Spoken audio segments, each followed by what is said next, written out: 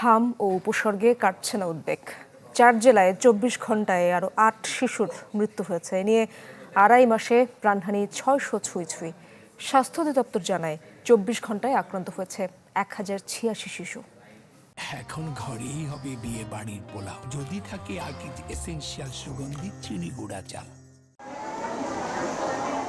রাজধানীর শিশু হাসপাতালে হামে আক্রান্ত 6 মাসের ছোট্ট শিশু মুস্তাকিমের অবস্থা সংকটাপন্ন।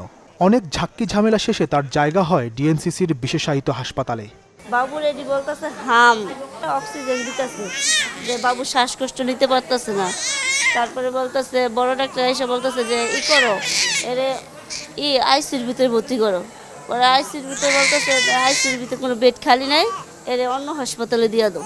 ঈদের ছুটিতেও হাসপাতালের করিডোরে বাড়ছে হামে আক্রান্ত রোগীর চাপ। ওয়ার্ডগুলোতেও স্বজনদের চোখে শুধু উদ্বেগ আর অপেক্ষার দীর্ঘশ্বাস। ঠান্ডা কাশি, তারপরে যে কালকা জ্বর হচ্ছে অনেক, জ্বর ওঠার পরে আবার আজকে সকালে গলা দিয়ে রক্ত পড়ছে। ওষুধ খাওয়াইতেছি, করতেছি, ডোজ দিচ্ছি, কিছুই বুঝি না। পরে হঠাৎ করে কাল রাত্রে জ্বর দ্বিগুণ বেড়ে গেছে, আর এই যে গায়ে এই বিসি দেখা দিচ্ছে। রাজশাহী বিভাগীয় প্রধান ওনার কাছে দেখায় উনি ইনজেকশন দেয়। ইনজেকশন দিয়ে আমার বাচ্চারা আরও বেশি অসুস্থ হয়ে যায়। তারপরে এই তো আমরা ঢাকাতে আসছি। এদিকে হাম উপসর্গে 24 ঘন্টায় 4 জেলায় আরও 8 শিশুর মৃত্যু হয়েছে।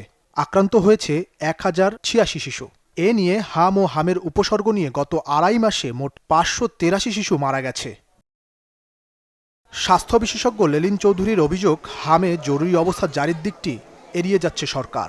সংকট উত্তরণে শিগগিরই আন্তর্জাতিক অংশীজনদের কাজে লাগানোর আহ্বান তার। বাংলাদেশের হামের অবস্থা ক্রমাগত ভয়াবহ থেকে ভয়াবহতর হচ্ছে। প্রতিদিন আক্রান্ত এবং মৃত্যুর সংখ্যা বাড়ছে। দেশে জনস্বাস্থ্যবিদরা অনেক আগের থেকে দেশে জনস্বাস্থ্যগত জরুরি অবস্থা জারি করার কথা বলে এসেছিলেন। আন্তর্জাতিক অংশীজন যারা রয়েছে আমাদেরকে স্বাস্থ্য খাতে সহযোগিতা করে, তারাও সর্বাত্মক সহযোগিতার হাত বাড়িয়ে দিত। সব মিলে কিন্তু দুর্যোগটি মোকাবেলা করা সোজা হতো। পরিস্থিতি সামাল দিতে জেলা উপজেলার হাসপাতালে উন্নত স্বাস্থ্যসেবা নিশ্চিতের তাগিদ দেন এই বিশেষজ্ঞ। ইমতিয়াজ মাহমুদ, চ্যানেল 24, ঢাকা।